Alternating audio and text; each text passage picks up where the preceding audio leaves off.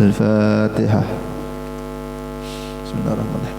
ربنا على الرحمن الرحيم مالك يوم الدين إياك نعبد وإياك نستعين اهدنا الصراط المستقيم صراط الذين أنعمت عليهم غير المغضوب عليهم ولا الضالين آمين. بسم الله الرحمن الرحيم. اللهم إني احتطت بدرب لا طوله ما شاء الله كفله لا إله إلا الله بابه محمد رسول الله صلى الله عليه وسلم سقفه لا حول ولا قوة إلا بالله العلي العظيم. أحاط بنا من بسم الله الرحمن الرحيم. الحمد لله رب العالمين الرحمن الرحيم مالك يوم الدين إياك نعبد وإياك نستعين اهدنا الصراط المستقيم صراط الذين أنعمت عليهم غير المغضوب عليهم ولا الضالين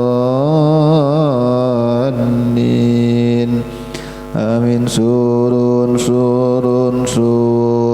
الله لا إله إلا هو الحي القيوم لا تأخذه سنة ولا نوم له ما في السماوات وما في الأرض من ذا الذي يشفع عنده إلا بإذنه يعلم ما بين أيديهم وما خلفهم ولا يحيطون بشيء من علمه إلا بما شاء وسع كرسيه السماوات والأرض ولا يؤوده حفظهما وهو العلي العظيم.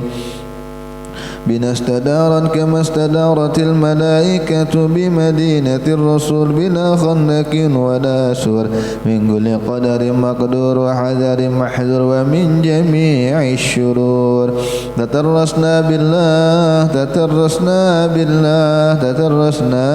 بالله من عدونا وعدو الله من ساك عرش الله إلى قاع أرض الله بمئة ألف لا حول ولا قوة إلا بالله العلي العظيم. عزيمته لا تنشق بمئة ألف لا حول ولا قوة إلا بالله العلي العظيم. صنعته لا تنقطع بمئة ألف لا حول ولا قوة إلا بالله العلي العظيم. اللهم إن أحد أرادني بسوء من الجن والإنس والوحوش من بشر أو شيطان أو سلطان أو وسواس فردد نظرهم في انتكاس وقلوبهم في وسواس وأيديهم في إفلاس وأوبكهم من الرجل إلى الرسل في سهل يجدع ولا في جبل يطلع بمئة ألف لا حول ولا قوة إلا بالله العلي العظيم.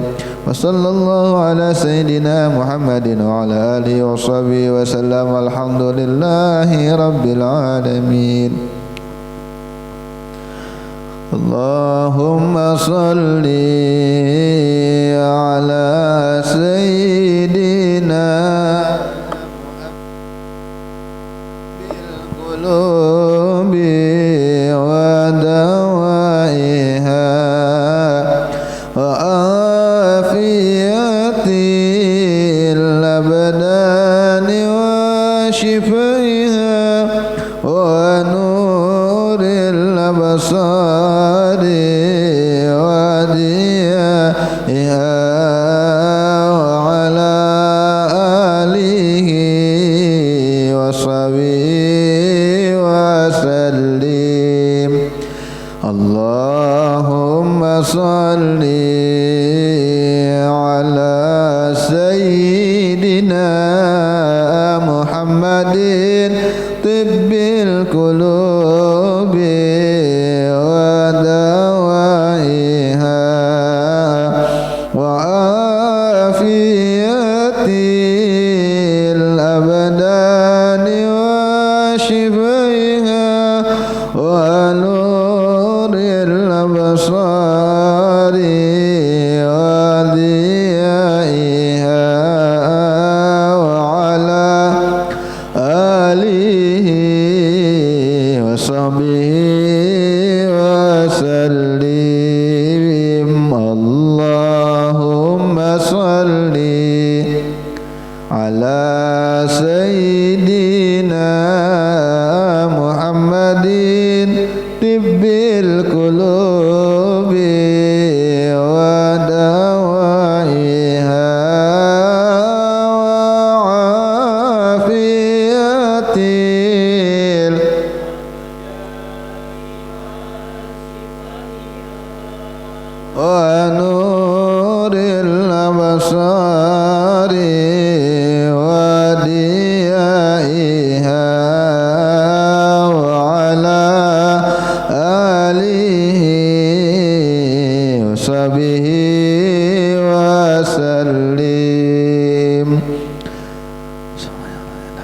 الفاتحة إلى سيدنا وحبيبنا رسول محمد بن عبد الله وعلى نصب الكرام وسوجه وتضيئته ونبته وكل معلمنا لجميع المسلمين والمسلمات والمؤمنين والمؤمنين وخصوصا لمؤلف هذا الكتاب والحبيب أحسن بن أحمد بن محمد بن سليم الملكب وللشيخ حلال زين بن إبراهيم بن سمين وللإمام قطب الإرشاد والدعوة الحبيب عبد الله الحداد ولجميع شيخنا أينما كانوا وخصوصا للشيخ عمر بن الشيخ مشرف البنجري وإلى سيدنا عبد الله بن عبد القادر على يد رسول الله وعبد بن حمد على يد رسول الله وإلى أمواتنا وأمواتكم أجمعين أن الله يكتم ويرحم ويعلي درجاتهم في الجنة وينفعنا بهم أسرارهم وأنوارهم وعلومهم ونافحاتهم في الدين والدنيا والآخرة وعلى كل نية صالحة وعلى كل ما نبي سلاف صالح بنية القبول وتمام كل سور ومعمول وإلى حضرة النبي محمد صلى الله عليه وسلم. الفاتحة. Bismillahirrahmanirrahim. Alhamdulillahi rabbil alamin arrahmanirrahim maliki yaumiddin iyyaka na'budu wa iyyaka nasta'in ihdinas siratal mustaqim siratal ladzina an'amta 'alaihim ghairil maghdubi 'alaihim waladdallin amin. Bismillahirrahmanirrahim. Wa qala al-muallif rahimahullahu ta'ala wa nafa'ana bihi wa bi 'ulumihi fid dharain amin. Zakatul mal wa hiya al-amwali sittati allati tajibu fiha zakah.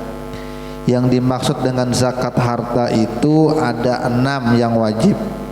Pertama an-na'amu, yaitu hewan ternak, unta, sapi, kambing. Wan naqdan, duit, emas, perak atau duit. Yang ketiga wa urudut tijarah, barang dagangan. Yang kelima wal mu'asyarat, tanaman dan buah-buahan. Yang keenam warrikas wal ma'dan. Yang kelima 6. Rikas ini barang. Apa rikas? Kalau ma'dan tambang, hasil-hasil bumi. Rikas ini barang dapatan juga, cuma barangnya itu barang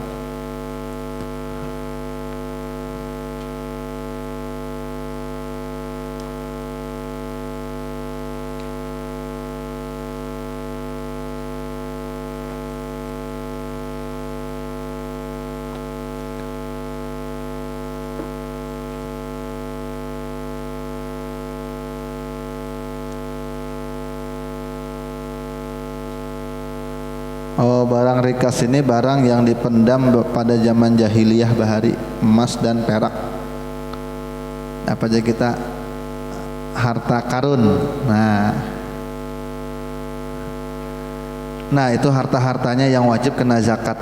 Yang kemudian lagi yang kedua adalah zakat fitrah. Ini zakat fitrah, zakat badan. Zakat fitrah ini wajib bagi orang yang ketemu Ramadan dan ketemu Syawal. Jadi apabila orang itu lahir, Allahu Akbar, Allahu Akbar, nah itu wajib zakat. Karena ini sempat menemui akhir Ramadan dan menemui awal Syawal. Tapi apabila anak itu lahir setelah orang azan, Allahu Akbar, Allahu Akbar, Allah, udah wajib ini. Karena sudah lewat Ramadan. Ketika orang Allahu Akbar, asal yang Allahu Akbar ini sesuai lah. Biasanya ini makan dulu. Pokoknya apabila masuk waktu baru lahir, orang ini kada wajib zakat anak halusnya. Sama orang meninggal, hari terakhir puasa meninggal, maka orang itu kada wajib zakat fitrah. Karena ini kada ketemu satu Ramadan. Tapi apabila inya meninggal, baya ajan, inya meninggal. Dan orang azan di masjid, inya pas hendak minum, gugur, rabah, mati, maka orang itu wajib zakat. Tapi apabila inya belum ajan lagi, udah wajib. Jadi intinya tuh ketemu di akhir dan di awal zakat fitrah. Nanti ada bahasannya seorang. Sekarang syarat-syarat wajib zakat. Apakah semua orang wajib zakat ketika sugih? Kada juga. Yang pertama Islam. Fala tajibu 'alal kafiril asli, maka tidak wajib zakat orang kafir asli. Sedangkan orang murtad maka ditunggulah hartanya ketika dia kembali dari murtadnya. Kalau inya 3 tahun inya pindah agama gara-gara menikah, lalu ketika itu berpikir lagi baik kembali jar lagi ke Islam, maka 3 tahun tadi ditropol, tetap inya harus dikeluarkan. Hitung kalau inya 3 tahun berkafir pindah agama, maka 3 tahun tuh puasanya dikodo beratan. 3 tahun tuh puasa 3 bulan Ramadan, 3 bulan tuh dikodo juga semuanya. Ini sebagai sanksi kenapa inya begitu mudahnya mempermainkan agama. Beda dengan orang kafir asli, ketika inya pindah sudah, maka inya seperti anak yang baru lahir, kada ada dosanya, inya langsung diajari. Yang pertama. Yang kedua, hurriyah, merdeka. Semuanya kita merdeka sekarang, tidak ada lagi penjajahan, tidak ada lagi perbudakan. Yang ketiga, ta'ayyunul milki, yaitu nampaklah kepemilikannya, nyata kepemilikannya. Maka tidak wajib zakat sesuatu yang diwakafkannya atas jihad umum. Ada bisnis sewaan banyak, bisi truk banyak, tapi truk dan sewaannya disedekahkannya, diwakafkannya untuk kepentingan masjid jadinya. Jadi sumbangkan truknya 3, sumbangkan bangsalannya 3 bangsal misalnya, untuk mengupah imam, muazin, khatib, pengajian, maulidan, supaya orang kada makai lagi duit kas masjid inya, itu kada wajib dizakati. Atau dia sumbangkan untuk kepentingan bersama. Ada orang nang gitu loh, menyumbangkan hartanya buat masjid, ada nang gitu. Buat tokonya dibikinkannya toko. Kalau pinggir jalan kan kalau disewa orang mahal. Tapi karena ini niatkan ini untuk wakaf umat. Apabila ada orang maka pakai ini aja, dananya keuntungannya buat masjid. Nah, itu kan dihitung. Pokoknya kepemilikan yang nyata untuk pribadi. Kalau kepentingan untuk umum kadang masuk. Tapi kalau aku bangun sekolahan ya, tapi sekolahan itu inya juga yang ngelola, ujung-ujungnya sekolahannya duitnya masukinya juga, orang pendaftaran dapat juga, orang bayar buku dapat juga, artinya inya yang punya, itu kada bisa. Ini untuk umat gitu, nah, murni mutlak. Kalau inya juga bu umpat di situ lain kasahnya.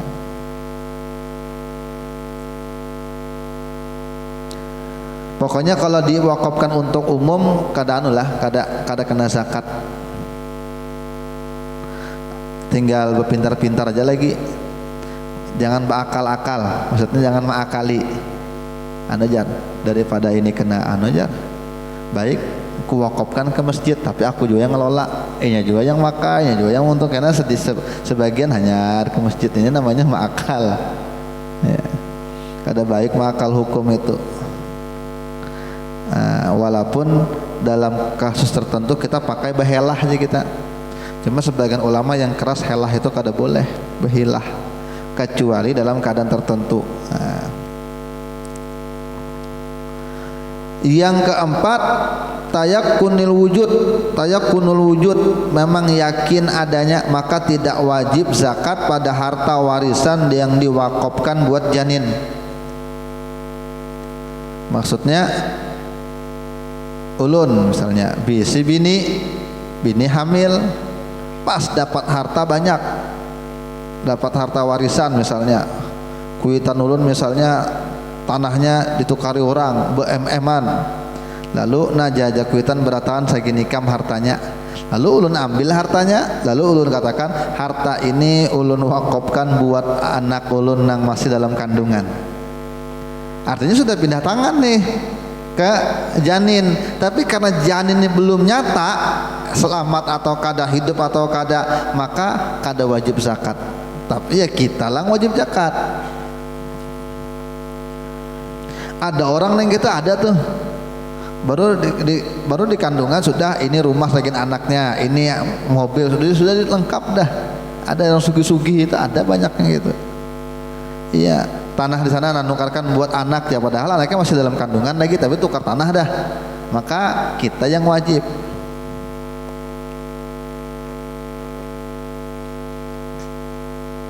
Dan zakat itu tidak harus balik berakal. Sekalipun inya belum balik, belum berakal, tetap inya wajib zakat. Maka yang mengeluarkan yang memeliharanya. Kayak anaknya almarhum siapa? Vanessa Angel. Adalah yang artis tabrakan pakai Pajero di tol. Nah, artinya mama abahnya meninggal sudah. Inyanya masih halus. Yatim piatu umur 1 tahun. Yatim piatu, maka hartanya itu wajib juga zakat, katanya sugih, warisan dari orang tua, tapi yang mengeluarkan yang mengelolanya, yang memeliharanya, itu yang mengeluarkan. Jadi wajib juga harta anak kecil itu dikeluarkan zakatnya. Nah, yang pertama kita bahas tadi ada 6 kategori yang wajib zakat. Yang pertama adalah masalah an-na'am, binatang ternak. Unta, sapi, kambing. Kenapa dinamakan na'am? Karena nikmat Allah banyak di situ. Yang pertama syarat wajib zakat na'am itu bulughun nisab, sampai nisabnya sampai. Nisabnya sampai. Nisab itu jumlahnya sampai. Kalau melihara unta cuma 1 aja udah wajib, atau melihara sapi 2 aja belum wajib, atau melihara kambing 20 kambingnya atau 25 kambingnya belum wajib lagi. Jadi harus sampai nih nisab. Maka tidak ada kewajiban nisab bagi yang belum sampai nisabnya. Tidak ada kewajiban zakat bagi yang belum sampai nisab. Tapi kalau mau dikeluarkan bang, itu sedekah namanya, bukan dihitung zakat. Yang kedua mudiyul haul, sampai haulnya lewat, artinya sudah setahun penuh.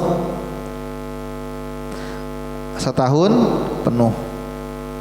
Yang ketiga antakuna saimah, memang dia digembalakan dengan di ladang yang mubah atau halal. Maka tidak wajib zakat apabila dia digembalakan fi kala'in mamlukin, pada padang yang sudah dimiliki oleh orang lain. Artinya kalau dia memelihara di tempatnya sendiri atau dia makan rumput di tempat yang bebas, maka itu wajib zakat. Tapi apabila dia mengembalakan binatangnya itu makannya makan haram, tahu rumput orang disengaja diseretnya ke sana, maka tidak wajib zakat. Ulama tapi mengatakan minimal 2 hari. Kalau sehari aja itu mungkin nyantap aja tetap wajib zakat. Tapi apabila lebih 2 hari maka tidak wajib zakat. Kenapa? Ini bukan hartanya, ini harta haram. Makanya sugih tapi kada wajib zakat, adakah? Ada. Kalau hartanya harta korupsi, ini kada wajib zakat. Sugih, tapi sugihnya bandar online, bandar sabu kah, bandar apakah, bandar minuman keras kah, ini kada wajib zakat. Kenapa? Duitnya duit haram. Bahkan kalau orang itu duitnya murni duit itu aja, duit bandar aja atau murni duit korupsi aja, orang itu boleh dikasih zakat. Biar dia tersinggung. Kenapa? Artinya supaya tersinggung. Oh, duitnya duit kada haram, duit kada halal berarti. Sama binatang gitu juga. Kalau digembalakan di tempat yang punya orang, milik orang, maka kada wajib zakat kalau lebih 2 harinya di situ. An la takuna amilatun. Yang keempat, binatangnya itu bukan binatang yang dikerjakan, artinya binatang peliharaan biasa. Tapi kalau memang kendaraannya untuk dipakai buat berkuda, orang bahari jadi kendaraan. Kalau sekarang kan ada lagi, sudah ada lah orang berkuda, ada lagi dah atau orang. Nah kalau pakai untuk bekarapan sapi, apa namanya, ngeruk, membajak. Nah, kalau sekarang kan pakai alat. Tapi kalau ini masih pakai binatang membajaknya itu, maka binatang yang dikerjakan itu kada wajib dizakati. Oh, rupanya ini bisa kebun luas, sawah berhektar-hektar, karena ini bos perumahan, bos sawah. bos petani. Maka binatang yang dipakai buat itu sekalipun lebih daripada nisabnya kada wajib zakat, tapi harta taniannya wajib zakat.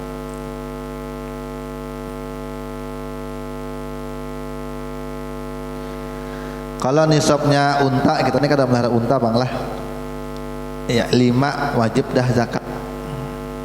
Kalau sapi masih bisa sapi, karena ada aja yang melihara sapi di sini di belakang sana lah. Kalau sapi ini berapa sobat? Kalau sapi ini 30 nisabnya. Kalau dia memelihara sapi sudah sampai ke 30, sapinya 30 ekor dah, maka ini wajib keluarkan zakatnya sudah. 1. Apa? Tabiun au tabiatun laha sanatun.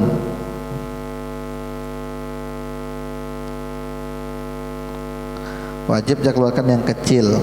Di sini dikatakan tabiun au tabiatun laha, ya. Yang masih wajibnya ini yang masih mengikuti mamanya.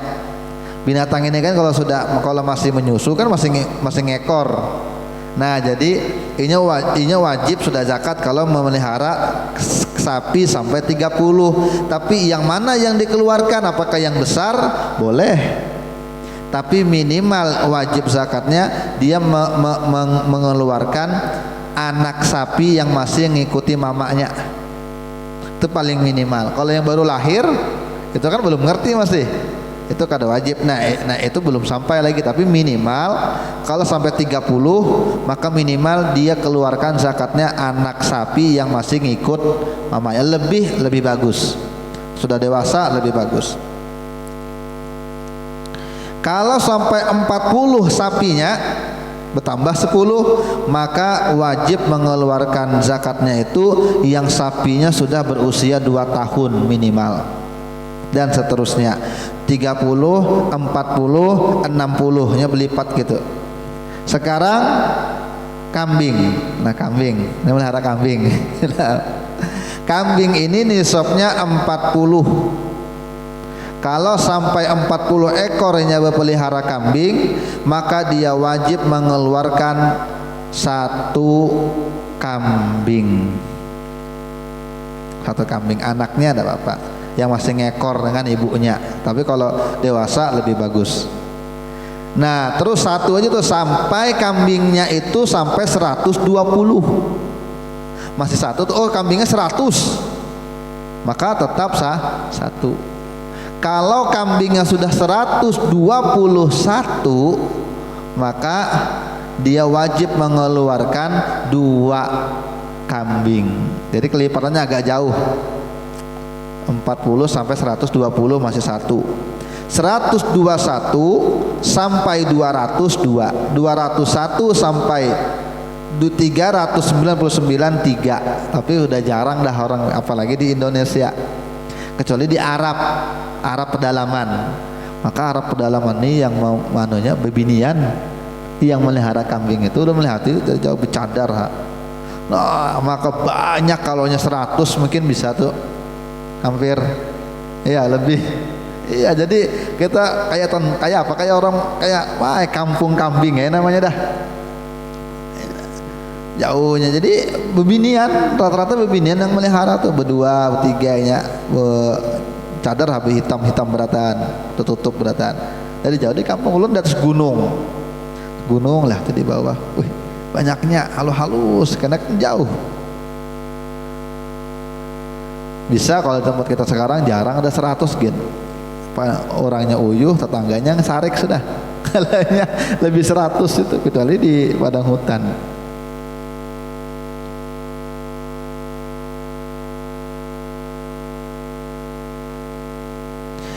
Wajib pada zakat yang ada itu yang dia keluarkan adalah perempuan. Nah, ini yang dikeluarkan perempuan. Kenapa? Karena supaya bisa berkembang. Jadi ketika memberikan kepada fakir miskin, maka kemiskinannya bisa terangkat. Dengan tujuannya bagus. Kenapa pada laki-laki? Laki-laki bisa menghamili aja, cuma kada bisa hamil. Akhirnya punya orang aja dia anunya, ini ada bertambah 1 aja.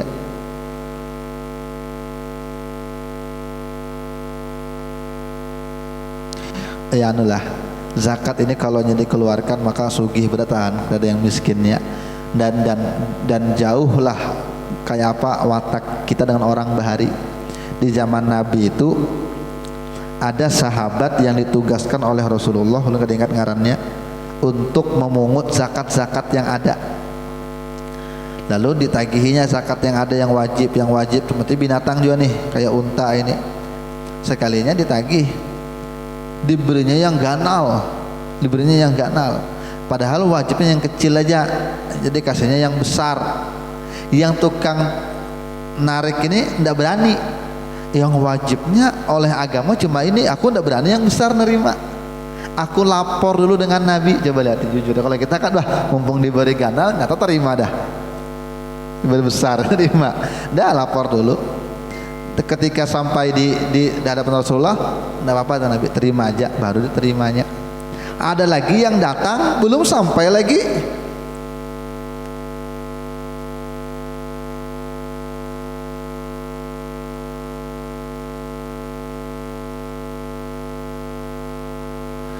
belum sampai zakatnya datang dah. Jadi kata penarik zakat, aku tidak mau nih, punyamu belum sampai lagi, tidak apa-apa, aku mau bersedekah. Tidak mau, akhirnya dibawa ke Nabi. Coba orang dulu tuh rebutan mau mengeluarkan harta, yang pedagang terima pun tidak berani tanpa seizin dengan Nabi. Coba bagusnya dulu ya. Jadi kalau sapi tadi apa zakatnya? Sapi yang kecil yang masih ngikut dengan induknya. Kalau sudah lewat, kalau sapi ini sampai berapa tadi, 30, 40 sudah, maka yang 2 tahun, yang tukang sapi paham aja biasanya ini kita kata begaduhan sapi.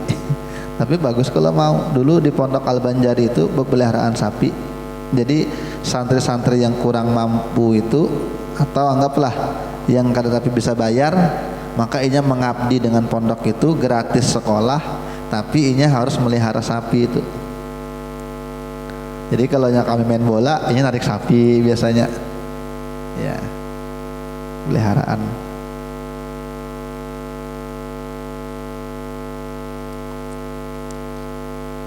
Kalau ayam bang, udah wajib ayam. Tapi ujar Abuya, bagus saja juga ayam itu disembelih kalaunya hari raya Idul Adha, sekalipun tidak kada wajib dikurbankan, kada wajib disakati. Tapi kalau soal hari raya sekalipun kada sah, maksudnya kada sah zakat itu kan apa, kurban itu baru sah ketika dengan kambing atau sapi atau unta. Tapi mau ikut juga ayam tidak apa-apa, berpartisipasi di dalam mengucurkan darah. Nah itu bagus juga ya Bu ya. Yang kedua, zakat buah-buahan dan kacang-kacangan, tanaman dan buah-buahan. Pertama, al-hubub, biji-bijian, itu wajib dikeluarkan zakatnya. Ay kullu ma yu'addu qutan, atau yang dikatakan makanan pokok, beras, gandum, kurma, apalagi makanan pokok, sagu itu apa bentuknya, buah lah, kayu, singkong. Tapi kayak apa nanti kita bahas nih. Intinya yang nyata beras, gandum, kurma.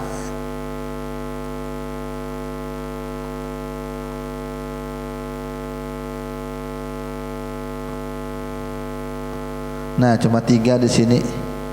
Gandum putih, gandum merah dengan beras. Kalau buah-buahan, kurma dan anggur itu saja. Tapi di Indonesia juga dikenakan sebagian yang lain. Kalau buah-buahan yang mahal, kayak apa yang mahal, misalnya apel, anggur, durian. Artinya masa kurma yang dengan harganya lebih rendah aja kena wajib zakat, masa durian kada? Gitu nah.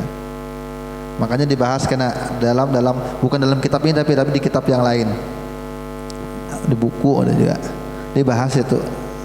Bagus tadi kalau sekalipun kada wajib secara hukum yang biasa kita dengar, tapi sebagian ulama mengatakan tetap wajib. Jadi kalau memang ada, tapi biasa memang dikeluarkan kok. Biasanya kalau orang tuh menanam durian biasanya dengan tetangga berbagi aja tuh.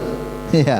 paling kada kalau 10 satu setiap kalian 100 kilo barangai 10 kilo kah dikeluarkan, karena lumayan durian jauh daripada kurma.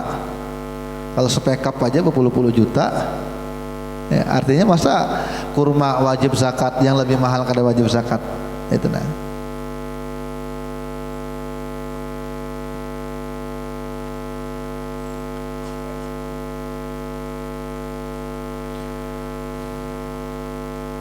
Tapi wajib zakat itu kalau sudah bagus, sudah mulai panen. Kalau masih hijau dikeluarkan dulu, belum nyata lagi kan biasa aja ada orang gagal panen. Jadi sudah bibitnya sudah sudah mulai kelihatan berbunga, maka belum wajib lagi. Bisa juga diuangkan, mungkin bisa juga berapa dihitung sapinya harganya atau adanya diuangkan. Tapi lebih bagus binatangnya, Bang. Kalau tanamannya. Tergantung keperluan yang lebih penting mana. Kalau orang memerlukan buahnya, kalau memerlukan duitnya, fleksibel aja hukum Islam ini. Kalau beras padi itu 825 kg kalau dihitung dengan kilogram. Kalau 10 black itu sampailah 820 kilo. Nah sampai satu black itu kira-kira berapa kilo? Bang hitung biar lah 12 kilo satu black. Jadi ya enggak apa-apa mentah kotornya 87 satu black gitu. Ini 825 kg baru wajib zakatnya 100 kaleng lah kurang lebih. Anggaplah kalau kita menggunakan kalkulator supaya pian kalau buhuma kan kita masih ada, sebagian kita orang tua kita, mungkin keluarga kita yang petani masih ada. Biasanya kalau panen tuh berapa pakai karung orang ya? Bisa juga. Nah, 1 hektar biasanya kalau bagus saja yang umumnya berapa kilo? 6 ton gabah. 6 ton ini berarti ini kan 825 berarti 600 kilo 4 ton. Berarti kalau itu 1 hektar. Berarti kalau 2 hektar kena itu berarti kurang lebih. Kalau 1 hektar kena 1000. Oh ya, kena sudah berarti. Berarti kalau 1 hektar penuh aja normal aja kemungkinan kena itu, tinggal dikeluarkan. Kalaunya pakai curah hujan, artinya tidak pakai air yang beli. Memang hujan aja ada hujan, maka 10%. 10% dari hasil semuanya. Tapi kalau ternyata itu pakai air sendiri, beli, kemudian diirigasikan, diairi, itu 5%. 5%. Nah, makanya ada zakat profesi. Kenapa? Berapa gerang penghasilan? Anggaplah baru 3 bulan ya. 3 bulan yang sekarang. 3 bulan itu kalau 1 hektar berapa duitnya kira-kira kalau diuangkan? Sampailah 50 juta. 50 sampailah kira-kira. Atau kayak ini nah, penghasilan petani dengan penghasilan dokter lebih besar mana? Artinya petani aja wajib zakat, masa dokter yang menerima gaji banyak tiap bulan kada wajib zakat? Iya, artinya pekerjaan yang memang tidak ada di zaman Nabi atau memang ada cuman tidak disebutkan, tetap ulama sekarang mewajibkan karena dilihat dengan itunya. Orang petani aja wajib zakat, masa yang lebih besar bos-bos yang tidak wajib zakat? Artinya ada namanya zakat profesi. Walaupun dalam hukum yang fikih yang kita kenal sekarang, yang kita tahu rata umumnya itu kada ada. Cuma itu pembahasan ulama sekarang. bagus dipakai. Ya.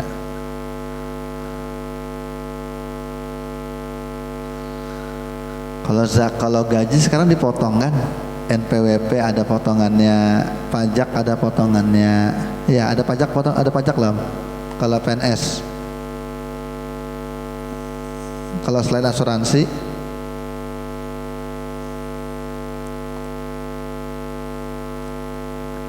enggak apa-apa tuh, sudah terhitung berarti. Bisa dihitung sebagai zakat profesi, karena pertama zakat profesi ini ulama beda pendapat, ada yang mengatakan wajib, ada yang mengatakan kada. Yang kedua, ada pendapat yang mengatakan pajak itu bagian dari zakat karena fungsinya sama, cuma alokasinya aja beda. Kalau pajak ini bebas, semua bisa dikasih, tapi kalau zakat orang-orangnya terkhusus, tapi dikurangin. Iya, itu peraturan yang bagus. Sekarang gini, kalau orang itu bayar pajak, kemudian surat tanda buktinya itu dia bawa ke Basnas, ulun mau bayar zakat, ternyata ada asuran nota pembayaran itu. Oh, terbalik gitu.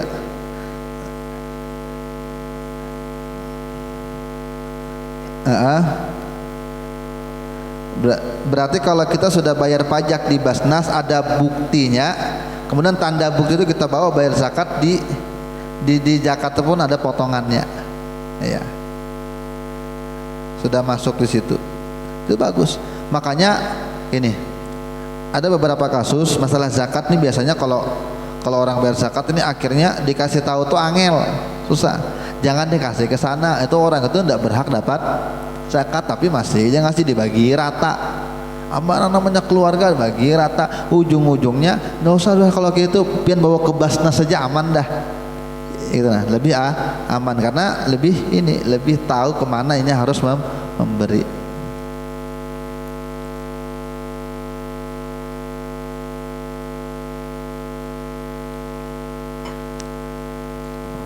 Makanya ulama memang mengatakan kalau zakat fitrah lebih afdol kita ngasihnya langsung ke orangnya, tapi kalau zakat uang itu lebih bagus ke lembaga resmi supaya pemerataan tuh ada. Kalau misalnya tuan guru aja yang menerima zakat, orang kemana datang ke tuan guru, akhirnya harusnya ada orang yang menerima, cuma kada terkena, akhirnya tuh kumpul di tuan guru aja duitnya. Makanya ketika dikasihkan ke yang berhak, jadinya bisa mendata, karena datanya nih. Makanya kan ada sensus penduduk itu kan didata tuh. Tingkat ekonominya ada juga pengecekannya, apa kerja apa, itu kan itu semua dapat itu. Artinya lebih bagus ke lembaga resmi. Tinggal perdebatannya apakah uang zakat itu bisa dipakai buat pembangunan perusahaan atau tidak. Itu yang ulama masih belum clear hari ini. Kada boleh karena harus sampai ke fakir miskin. Tapi kalau mengatakan boleh, kenapa boleh? Karena ketika bikin perusahaan yang masuk silakan orang-orang miskin, jadi lebih mengangkat kemiskinan. Ini masih buah-buahan dan lain sebagainya. Kapan waktu mengeluarkannya? Apabila setiap panen dia keluarkan. Setiap panen beda dengan zakat uang. Zakat perdagangan itu tunggu sampai setahun. Setiap setahun baru keluarkan, setiap setahun baru keluarkan. Kalau pertanian atau perkebunan itu setiap kali panen keluarkan, setiap kali panen. Kalau kalau dia bantuan dari air pribadi atau ada irigasi diuangkan, ada pembiayaan buat pengairan, maka zakatnya 5%. Kalau hanya mengandalkan hujan, tidak ada banyak keluar duit dalam perawatan yang seperti beli air, maka 10%. Nah itu aja.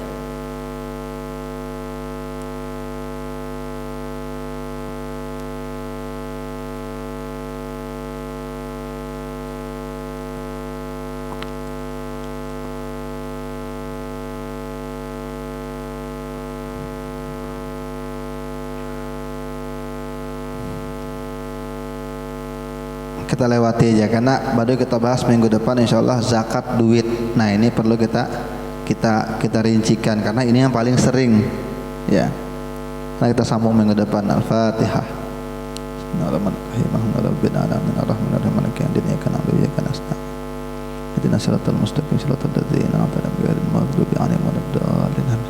Nah, kalau tambang itu kan wajib keluar zakat. Makanya dalam regulasi pemerintah itu ini ada uang apa namanya? Uang lingkungan tuh nah. Uang apa? Jambret. Iya. Itu harus itu. Dan kita pun harusnya yang punya kekuasaan, misalnya lurah atau camat, itu harus mengambil itu kalau bisa untuk dikasihkan kepada orang yang berhak. Ya, kalau dibiarkan aja, ini kadang ngerti apakah zakatnya keluar atau enggak. Kan banyak orang cuma tahu kerja masalah zakatnya, oh dia tahunya cuma zakat fitrah dengan zakat duit, enggak tahu kalau zakat pertambangan juga ada. Itu di luar zakat duit, ini tambang iya, duitnya iya. Nah, ketika itu tidak paham, maka harusnya penguasa yang gerak, lurahnya kah, camatnya kah yang gerak. Duit itu betul-betul setiap tahun kan ada anggaran tuh, setiap tahun sekian, maka ambil aja semuanya, nanti ini yang bagikan, itu lebih bagus sebenarnya. Makanya zakatnya masih banyak bocornya bang, masih banyak loh bocor di negeri kita ini.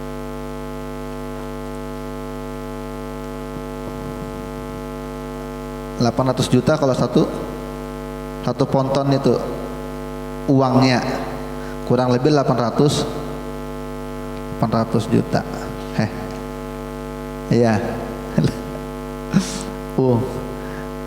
Emas hitam. Makanya sedih sebenarnya, kita nih orang Kalimantan harus kita sedih. Kenapa? Itu setiap hari lewat berapa puluh, dan kita kada bakal tahu kira-kira untuk anak cucu kita kena apa jadinya Kalimantan ini. Dan kita kada bakal tahu ketika gempa bumi, nauzubillah, bisa hantak karena di bawah kita kosong. Maka sekarang ada lebih hebat lagi, ulun dengar bisa inya ngeruk tuh semuanya, bukan hanya batu bara tapi nikelnya semua pokoknya kena, dan ini kayak macam ada gitu sekarang, ada lo dengar gitu. Iya, jadi bukan hanya sekedar ngebom lalu akhirnya ini. Iya.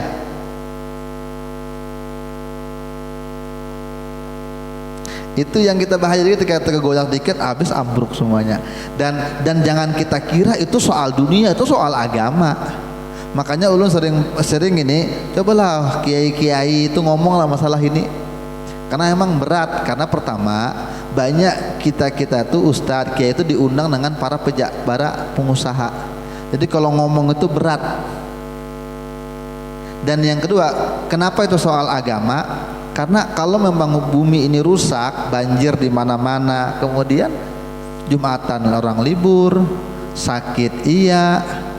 Artinya kan agama ini kan di situ. Sebenarnya puncak agama ini 5, ada yang mengatakan 6 sekarang. Puncak agama ini syariatnya apa sih yang makanya pertama menjaga agama. Kenapa wajib sholat, wajib puasa, semua karena untuk mendirikan agama. Yang kedua adalah memelihara jiwa. Kenapa dilarang membunuh? Kenapa orang membunuh di kisos? Karena untuk memelihara jiwa. Karena jadi semua syariat itu puncaknya 6, puncaknya hampir susah keluar dari itu. Yang ketiga keturunan, menjaga keturunan, makanya aborsi itu diharamkan. Kemudian kenapa dianjurkan untuk menikah? Kemudian kenapa berzinah itu diharamkan? Karena nasab anak akan tercampur baur. Jadi kenapa? Iya, tujuannya adalah memelihara keturunan. Kemudian kenapa mabuk-mabukan itu haram, ngobat itu haram, kemudian yang bisa merusak akal itu haram, karena tujuan agama adalah menjaga akal, menjaga kewarasan. Makanya haram minuman, apalagi dan lain sebagainya. Kemudian menjaga harta, kenapa mencuri itu dilarang, kemudian menipu orang itu haram, karena tujuan syariat adalah memelihara harta. Dan yang terakhir ditambahkan lagi memelihara lingkungan. Makanya salam itu ke kanan dan ke kiri. Salamlah kamu, selamatkanlah kamu kanan dan kiri. Artinya ketika orang itu merusak lingkungan, makanya merusak agama sebenarnya.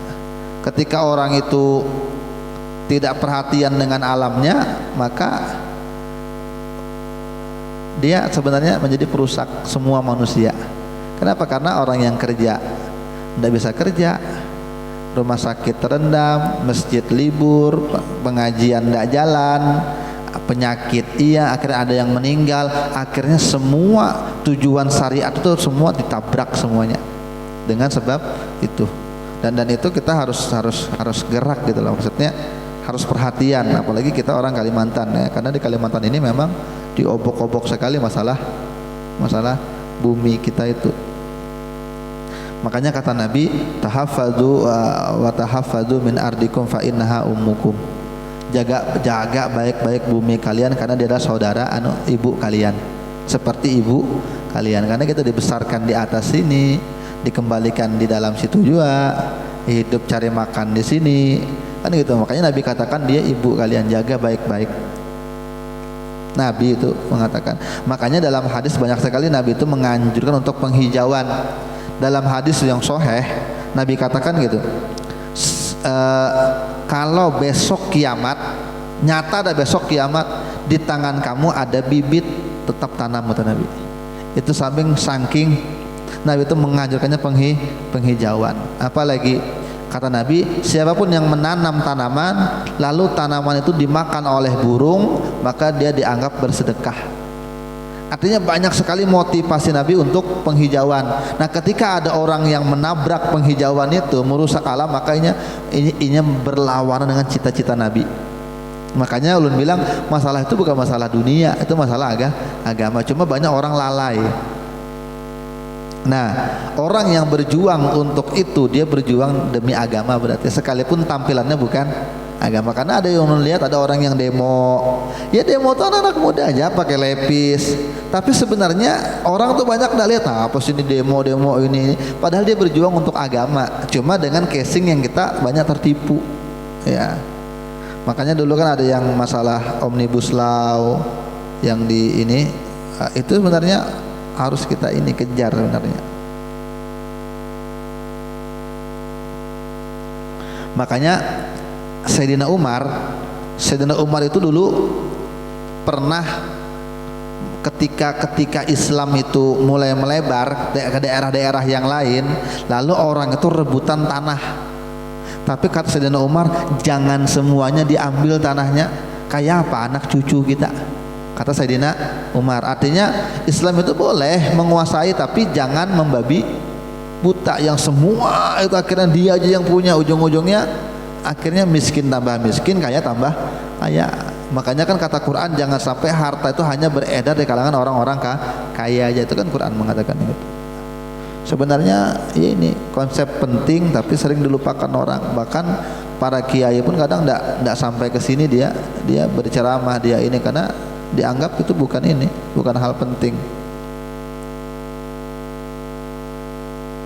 Adalah pian bicara pian dengar ceramah selama ini, ada penceramah yang membahas masalah tambang, jangan merusak bumi, ayo lingkungan hijau, tidak pernah kan? Padahal itu vital sekali, itu penting sekali padahal. Karena kalau itu rusak, semua rusak. Pengajian libur, orang garingan, kerjaan tidak bisa, dan semuanya, pencurian di mana-mana dan lain sebagainya. Cuma luput dari pandangan orang banyak.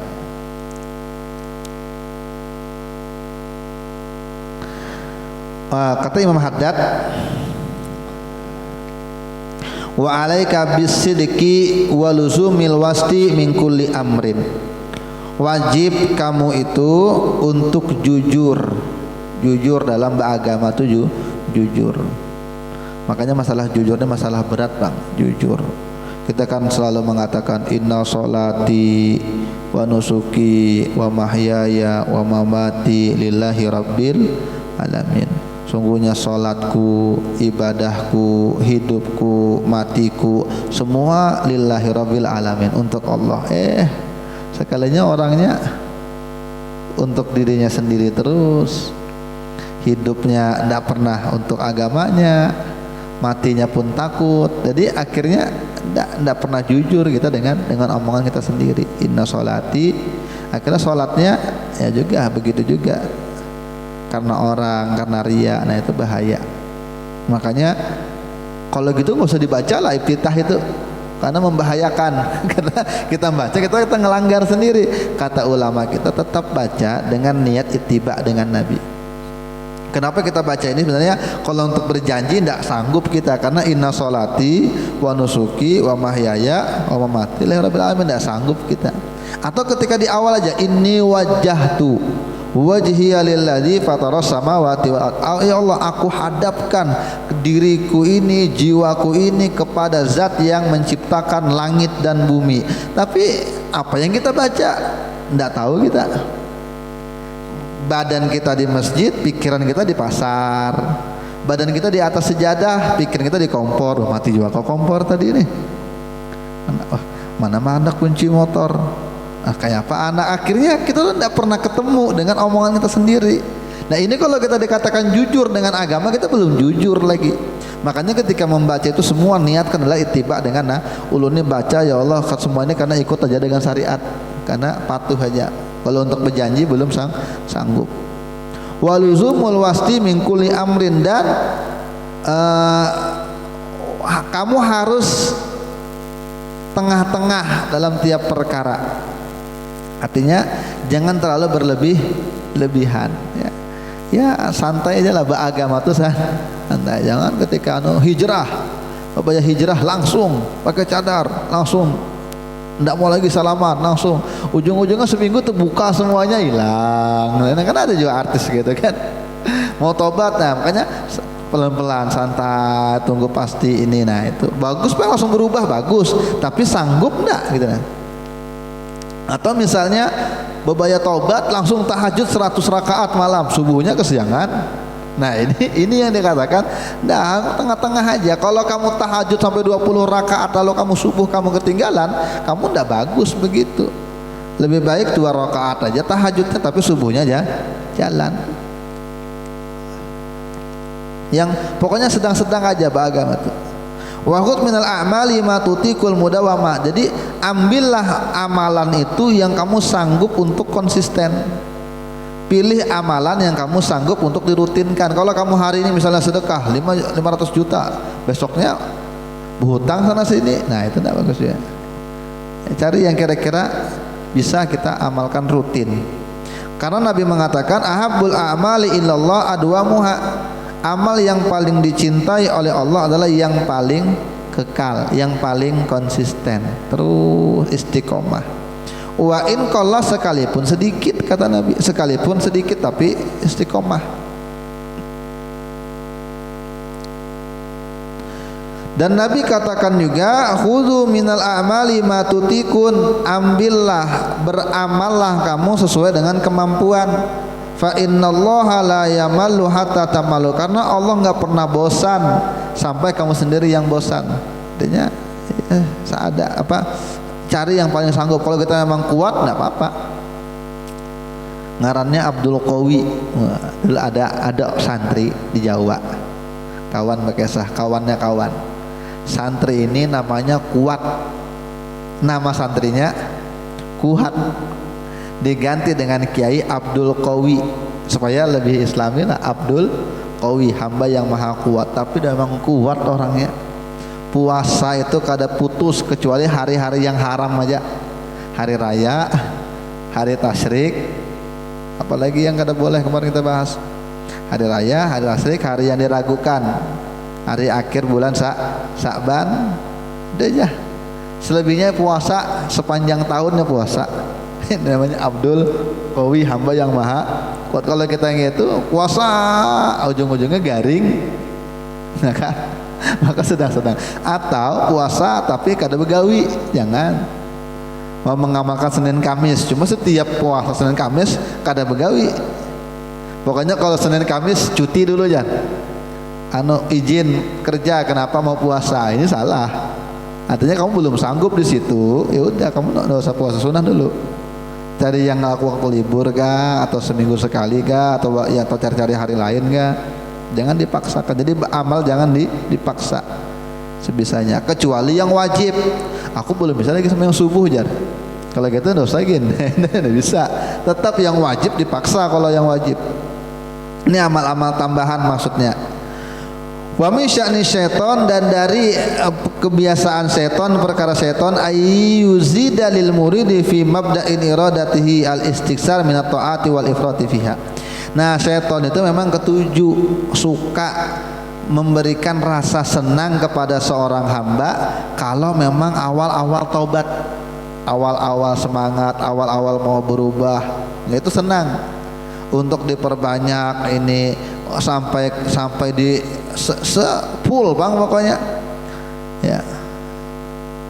Apa tujuannya? Wa gharduhu min dzalika, tujuan setan dari itu ayyaruddahu ala uqbihi bitarki fi'il khairi aslan, supaya orang ini nanti akhirnya meninggalkan. Jadi ketika terlalu semangat, ujung-ujungnya lepas. Kalau orang Bahari bilang pepanas tahi ayam. Ya, semangat di awal, ujung-ujungnya lepas. Nah, ini yang tidak diinginkan oleh para ulama. Makanya setan itu suka begitu, dikasih semangat. Nah, kan ada orang begitu semangat, karena ujung-ujungnya berhenti. Kenapa? Nggak ada hasilnya jar. Nggak bikin ada, ujung-ujungnya akan itu yang dibahayakan. Setan itu kan pintar. Afi'luhu ala ghairil wajhi alladhi yanbaghi, atau dia mengerjakan bukan pada caranya yang semestinya. Saya juga begitu hebatnya menjaga. Jadi ada juga cerita orang ini terlalu bersemangat mau berubah. Ya bagus bang, semangatnya bagus, cuma berlebihan itu enggak. Pokoknya jangan berlebih-lebihan, intinya begitu dalam beramal itu, sebisanya. Kalau yang wajib iya, tapi kalau yang amalan tambahan sebisanya aja. Dulu orang itu baru taubat, nah, sekalinya ada mau salaman semuanya, dengan acilnya pun ada mau salaman.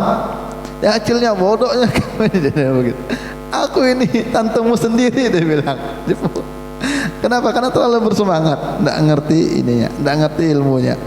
Ujung-ujungnya ya mudah nanti didoktrin, disuruh ini, disuruh akhirnya ngebom sana sini karena terlalu semangat. Makanya biasanya memang orang yang terlalu mudah ditipu dengan keagamaan itu orang terlalu baru berubah dan terlalu semangat tuh bagus, cuma ketika tidak diimbangi dengan ilmu itu yang kadang tidak bagus.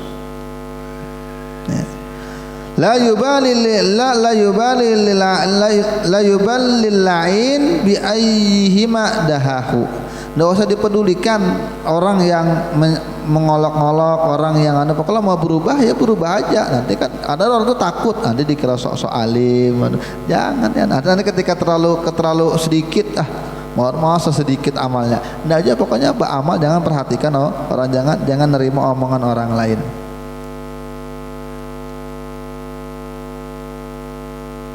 Nanti beliau sebutkan di sini amalan apa yang bagus ditambahkan. Nah, wallahu taala alam bisawab. Ini aja dulu. Mudah-mudahan Allah mengampuni kita, menutup aib kekurangan kita, mengabulkan hajat kita. Mudah-mudahan yang sakit Allah sembuhkan, baik sakit zahir badan, terlebih lagi sakit batin hatinya. Mudah-mudahan kita wafat dalam keadaan husnul khatimah. Ala hadhihi al-Fatihah. Bismillahirrahmanirrahim. Rabbil alamin arrahmanirrahim maliki yaumiddin iyyaka nasta'in ihdinas siratal mustaqim siratal ladzina an'amta 'alaihim ghairil maghdubi 'alaihim waladdallin. Amin ya Allah arhamar rahimin. Alhamdulillahirabbil alamin. Wassalatu wassalamu ala asyrafil anbiya'i wal mursalin sayyidina wa maulana Muhammadin wa ala alihi washabihi wa barik wa sallim ajma'in. Allahumma faqihna fid din wa 'allimna ta'wil wa ja'alna min ahlil ilmi wal amal wa ja'alna min ibadika shalihin. Ya Fatah ya Alim iftah alaina futuha wal munuha wa rusukha bil ilmi wal yaqin wa anta khairul fatihin. Allahumma sirru yuba muallimina wa la tudhi barakata ulumihim anna rabbana atina fid dunya hasanah wa qina akhirati hasanah wa qina adzabannar. Wa sallallahu ala sayyidina Muhammadin wa ala alihi washabihi wasallam. Alhamdulillahi rabbil alamin. Subhanakallahumma wa bihamdika asyhadu an la ilaha illa anta astaghfiruka wa atubu ilaik. Taqabbalallahu minkum.